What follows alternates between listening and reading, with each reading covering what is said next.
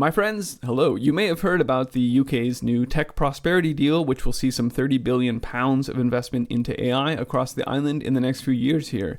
It mirrors the US Project Stargate that was announced by President Trump on day 2 of his new administration. Not just in structure, but even in name. We read here that part of the data center construction is actually literally being called Stargate UK. But in case there was any doubt that this is actually a single integrated agenda way over nation states. But here from the BBC, we can read that the usual players are involved: Microsoft, Google, OpenAI, NVIDIA. But one that the BBC neglects to mention is a new partnership with Palantir. Here from gov.uk, we can directly read about how the Ministry of Defense is aligning with Palantir to be at the leading edge of defense innovation. And I want to just take a look at some of the language that they use in this article because it's pretty telling. So here from gov.uk, quote, Palantir and the UK military will work together to transform lethality on the battlefield, supporting the development of data and AI-powered capabilities across data analysis, intelligence, decision-making, and targeting systems.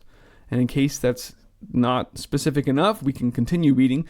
Some of these new capabilities will support development of what is known as the kill chain, whereby military planners fuse a wide range of information and data sources from open source and military platforms to provide military commanders with faster options for attacking enemies.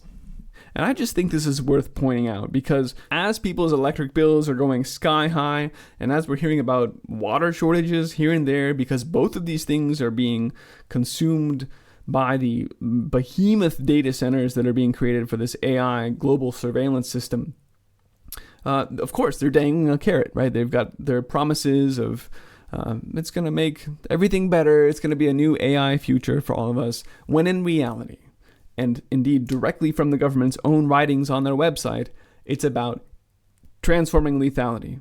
It's about improving battlefield technologies and targeting systems. In fact, we also read down here that a lot of this technology from Palantir has already, quote, been proven on the battlefield in Ukraine. And now it's coming to your backyard. Folks, when the government tells you that they're going to improve their lethality in your backyard, you should believe them. One other thing that I do think is worth pointing out here to underscore that this isn't about tech prosperity and it's not an investment in the future. It's an invasion of this AI grid beastly system across all aspects of life, is that Palantir, as part of this tech prosperity deal, has offered to provide pro bono consulting and mentoring to defense startups and medium enterprises in the UK ecosystem. Pro bono, of course, means free. So why would Palantir be going in and providing free consulting to many startups across the UK? Well, clearly, I think this makes the case that this is not about dollars. It's not about profit.